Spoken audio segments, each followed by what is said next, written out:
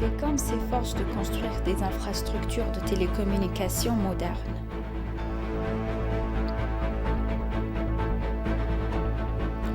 Le Rwanda se classe premier en Afrique pour la gestion de la pandémie de Covid-19.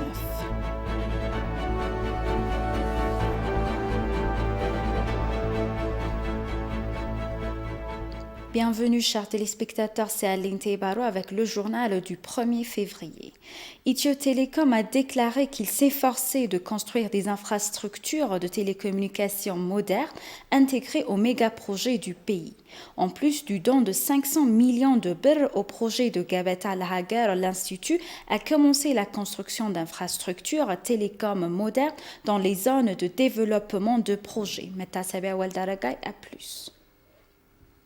Un comité national qui comprend des représentants du gouvernement a été mis en place et opérationnel pour organiser un dîner pour la nation. Ethio Telecom est en cours de préparation pour construire les infrastructures de télécommunications nécessaires dans les zones de projet de Dine for Nation.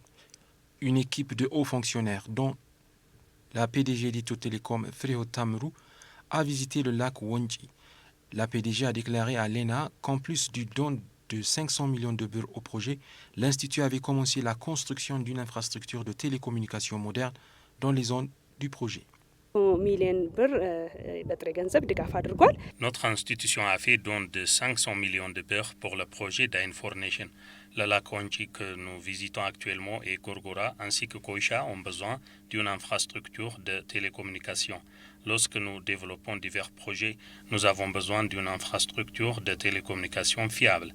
Je suis sûr que la région connaîtra une croissance économique et deviendra une destination touristique. Elle a déclaré que le service de télécommunications serait construit sans nuire à la nature de la région, ajoutant qu'il y avait un plan d'utilisation de l'énergie solaire. Lorsque nous développons une si belle région, nous devons installer des services de télécommunications respectueux de l'environnement. Nous avons un plan pour utiliser l'énergie solaire et pour construire une nation mobile écologique. Baïssa Ergou, qui élève 5 enfants dans la région en faisant du bateau, a exprimé sa joie face au développement de Wonji. Chaque fois que je vois le développement du projet à la télévision, je ressens du plaisir. Et une fois le projet finalisé, je m'attends à gagner beaucoup d'argent et à améliorer ma vie. Les hauts fonctionnaires de l'institution effectueront une visite supplémentaire à Gorgora et dans d'autres projets, a-t-on appris. Les récents problèmes de sécurité dans la zone de Matakel n'affectent pas la construction du grand barrage de la Renaissance éthiopienne, a déclaré un groupe de travail établi dans la zone. Le chef du groupe de travail, le lieutenant-général Asrat Danero, a déclaré qu'un dispositif de sécurité fiable était en place pour le transport des intrants nécessaires à la construction du barrage à tout moment. Tenant compte des problèmes de sécurité, une structure de sécurité composée d'équipes de la défense et des forces de police fédérales a été formée dans la zone dès le début du projet, a-t-il déclaré. Selon le lieutenant-général Asrat, les dispositifs de sécurité surveillent de près les problèmes intérieurs et frontaliers. Il a fait la remarque après avoir visité le barrage avec d'autres responsables, dont Dr ingénieur Selachi Bakalem, ministre de l'eau, de l'irrigation et de l'énergie. Selachi a tweeté après la visite que la construction du barrage progresse comme prévu. Le soutien des Éthiopiens au pays et à l'étranger pour le barrage a atteint son paroxysme, a-t-il ajouté.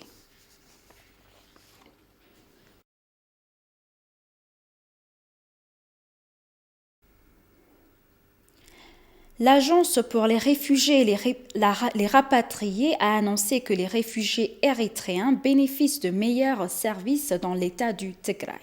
Le Haut-Commissariat des Nations Unies pour les réfugiés, Filippo Grandi, a visité des camps de réfugiés érythréens dans la région du Tigray. Moubarak Moussa a plus.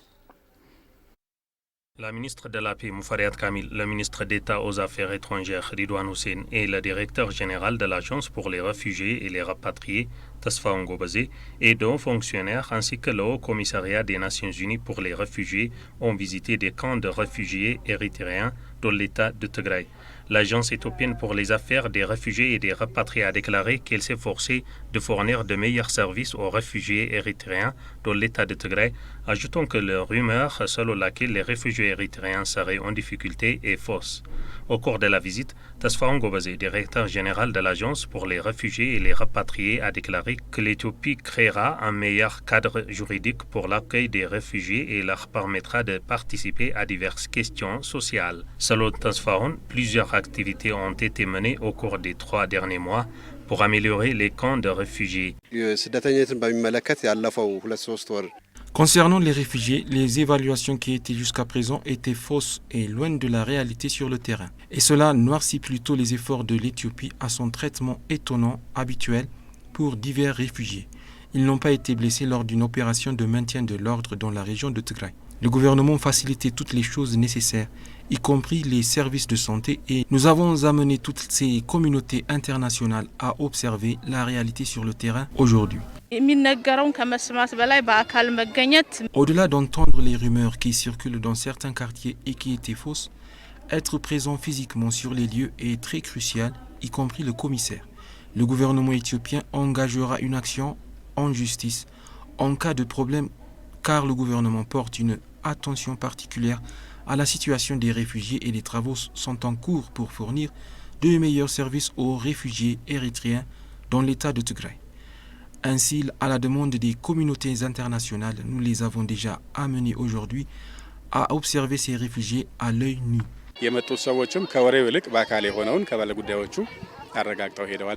Les personnes qui sont venues ont déjà assuré la situation réelle des réfugiés eux-mêmes. La peur des problèmes de sécurité était également à la demande des observateurs que nous nous sommes réunis sans aucune force de sécurité. Ils ont également vérifié toutes choses qui les aideraient à comprendre la réalité et donneraient également la chance au gouvernement de répondre davantage aux demandes des réfugiés et ouvrira la voie au gouvernement pour travailler avec les organes concernés à venir. L'Éthiopie accueille plus d'1 million de réfugiés de divers pays. Parmi eux, 100 000 sont des réfugiés érythréens, dont 46 000 dans les 4 camps de la région de Tigray. Le Haut-Commissariat des Nations Unies pour les réfugiés, Philippe Grandi, a visité le camp qui abrite un grand nombre de réfugiés érythréens. Il a été noté que les Nations Unies et d'autres agences d'aide ont déclaré qu'on leur avait refusé l'accès aux réfugiés au Tigray depuis que les combats aient éclaté le 4 novembre entre le gouvernement et une force régionale rebelle. Ils sont préoccupés par la nourriture et la sécurité dans les camps qu'ils ne sont pas autorisés à visiter depuis le début du conflit. Le ministre de l'eau, de l'irrigation et de l'énergie, Selashi Bakala, a déclaré que la construction du grand barrage de la Renaissance éthiopienne progressait comme prévu. Il a fait cette remarque à la suite d'une réunion de coordination sur place qu'il a eue avec les entrepreneurs, les consultants, les membres du conseil d'administration et l'employeur. Dans un tweet, le ministre a déclaré que la construction du grand barrage progresse comme prévu. Selashi a en outre déclaré que le soutien des Éthiopiens au pays et à l'étranger pour le barrage avait atteint son paroxysme.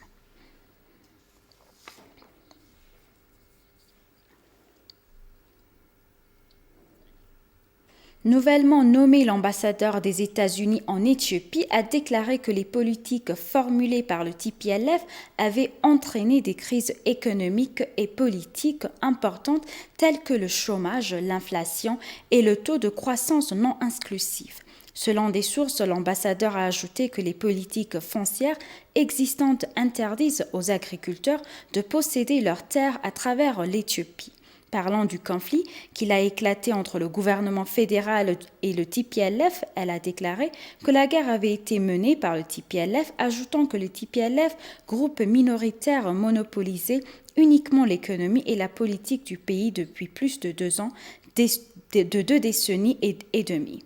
Elle a souligné à propos de la construction du grand barrage de la Renaissance éthiopienne, les États-Unis continueraient de jouer un rôle d'observateur dans les pourparlers tripartites et d'encourager l'Éthiopie et l'Égypte à s'engager dans une série de dialogues aboutissant à des résultats fructueux.